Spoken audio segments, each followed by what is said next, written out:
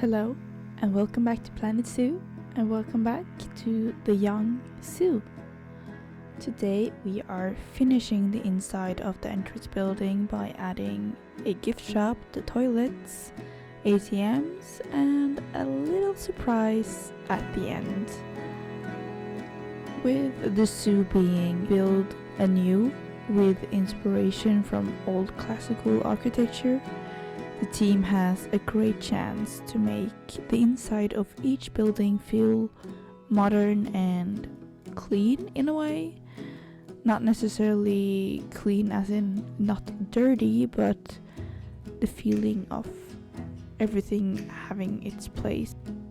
I really wanted the entrance building to be the first taste for everyone to see what kind of architecture the team is going to go for in this zoo, and it's going to be, as I've said in the previous videos, a good mixture between the classical and modern architecture, with here being the example of the entrance building being a good example of this by having a classical exterior and a more modern interior.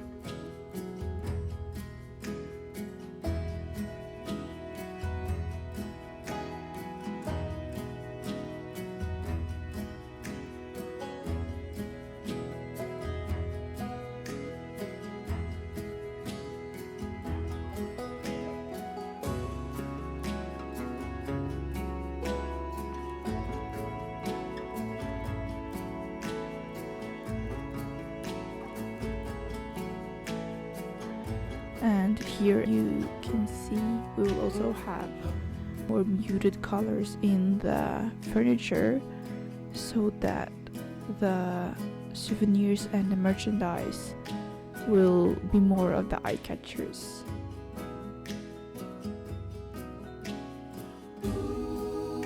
I'm going to bring the same color scheme throughout all of the furniture. The shelves and the desk will have the same coloring, and the shelves, because they are weirdly put together, I would want the top of the shelf to be the only brown one, but since you can only have all three shelves be blue or brown, I choose to have the contrast between the desks and the shelves. This is also one of the things that I really wanted to make happen in this entrance building, and that is a display window where the guests who are coming from the parking lots or from the city in general will be able to see what you can buy in the gift shop even before they enter.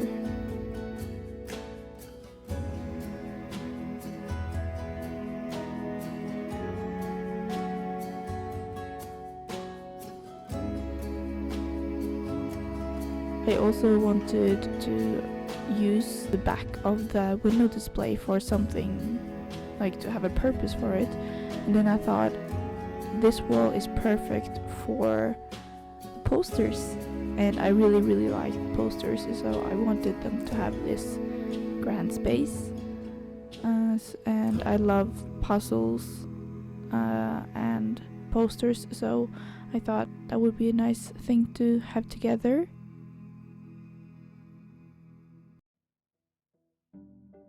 Another thing that is really common, especially in Planet Zoo and in real zoos, is to have a plushy tree where the plushies are collected at the trunk at the bottom of the tree.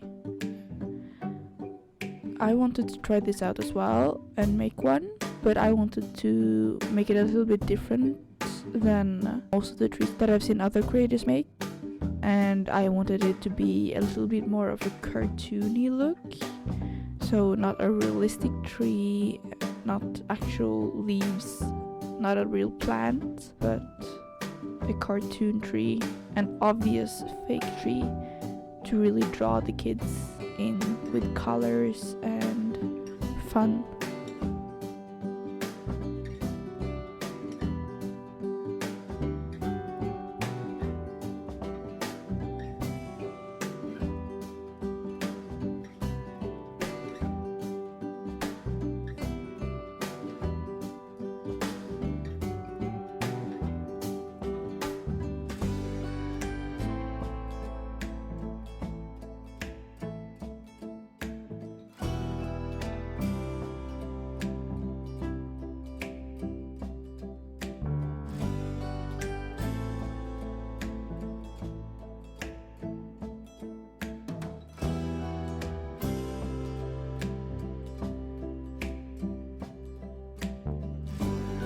Here I'm just putting out all of the different leaves on the ground so that I know that they're all in the same height, and just making sure that there's no big holes in between the leaves, and just give a lot of different tones of greens and different sizes.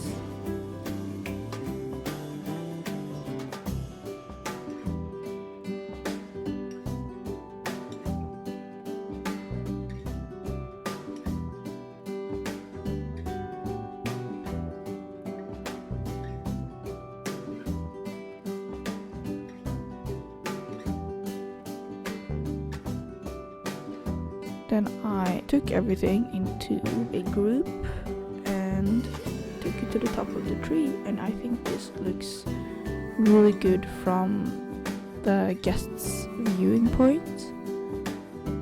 I also had some of the leaves who have a bend to them so that it looks a little bit 3D but not too much. 3D, that's fun.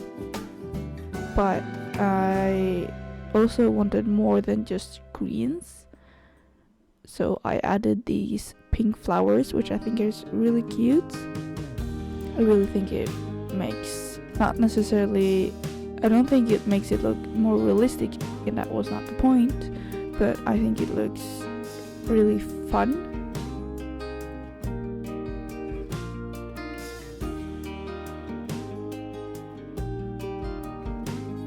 And then I also added these hanging parts, and I had a clear purpose for this.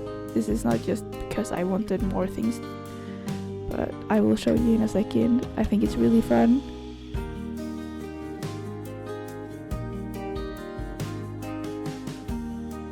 And that is to add the plushies in the tree. I think it looks really cute. And the tree frogs, of course, will be up against the stem of the tree. Behind the desk, we also have a few of the more breakable souvenirs, as well as smaller items eventually. I needed to fill this wall with something, so I thought a few tote bags and hats and caps would look really nice here.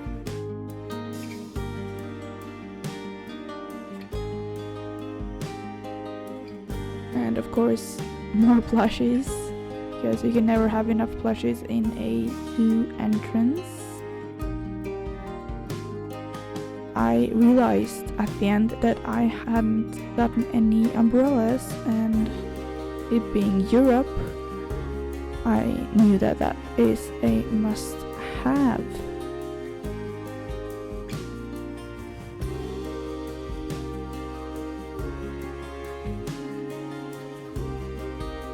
Here we are just putting down the last a bit before we go to the toilet, and that is paw prints to show the guests where to go. You can already see that the toilets and the ATMs are placed, but I didn't want to bore you with loads of footage of me building toilets and ATMs that weren't supposed to be there.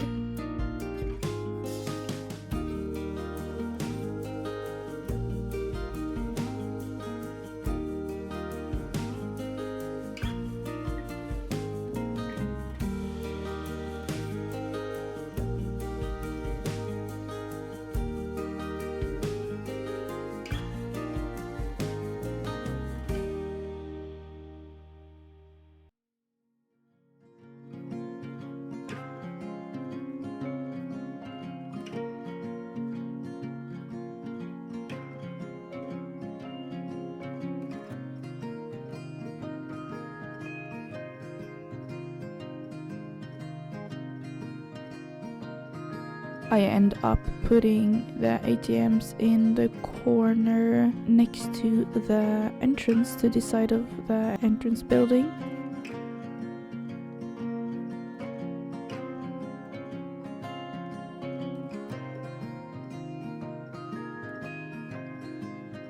I think it's really important to make the placement of the ATMs realistic, because they wouldn't just be facing out into the whole room.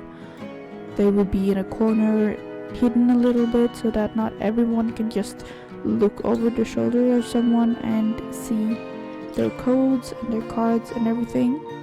So I ended up putting it in a corner, and I think that looks really nice. I also put a piece of concrete between the two ATMs as well, so that they can't look at each other. I decided to move the toilet.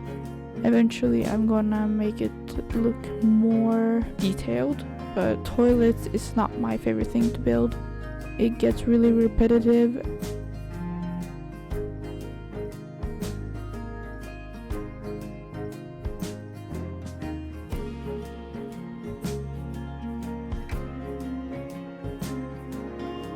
One thing I really hope to see as a change when Planetary 2 comes out is the actual size of the toilet booth.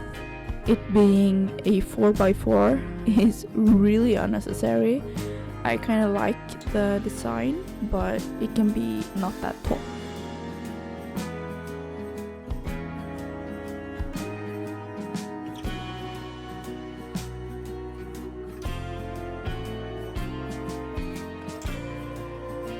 Here's the surprise of this episode, and that is that we are going to introduce our first animal. The spinner will give us a Gila monster. The Gila monster will therefore be our first animal, and it will be an exhibit in the entrance building.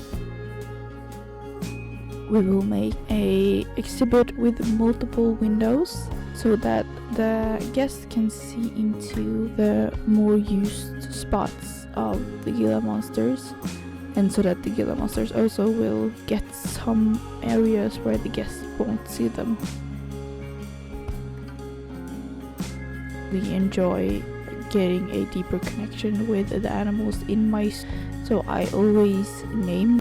If you have any suggestions of what the Gila monsters, there are 2 girls and 1 boy, and if you have any fun names, then please put it down in the comments, and we will see if we get any new names for them.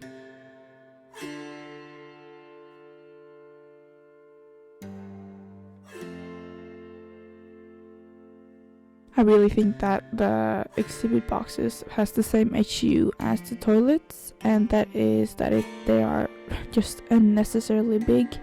I know that a lot of creators and just Planet Zoo players have come out and said that we really hope to see a way of making exhibits of different sizes, and I think that's a really fun idea actually, so that we can have like different sizes each animal. Like the Gila monster are quite big, so they would need a bigger space, but I don't think they need that high exhibits. But I really wish that we can like have a slider or something to change the height and the width and the depth to make them more attractive, you can say, in a way. Just because when we try to size these exhibit boxes down to a more realistic size, we have to cut the actual boxes out. It can sometimes be really weird, and sometimes animals get into a spot and half of their body is cut out of the exhibit because we have placed different things there to make it look smaller. So I really wish that can also be a change in Planet Zoo 2. For me, it's more those small things than necessarily having big changes in the animals and the animal roster.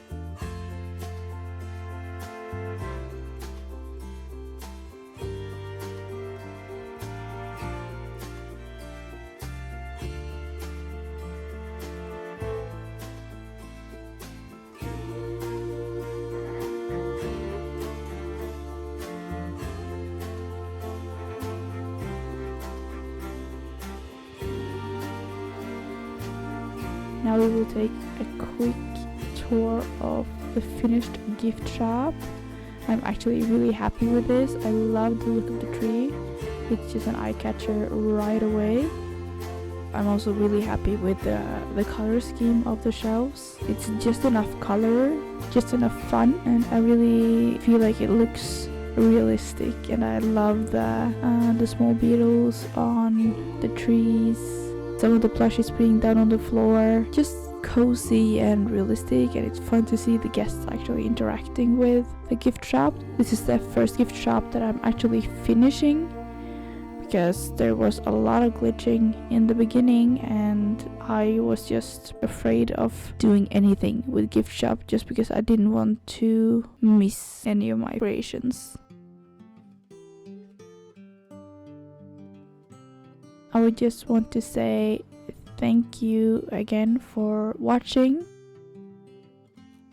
Please like and subscribe if you find this interesting.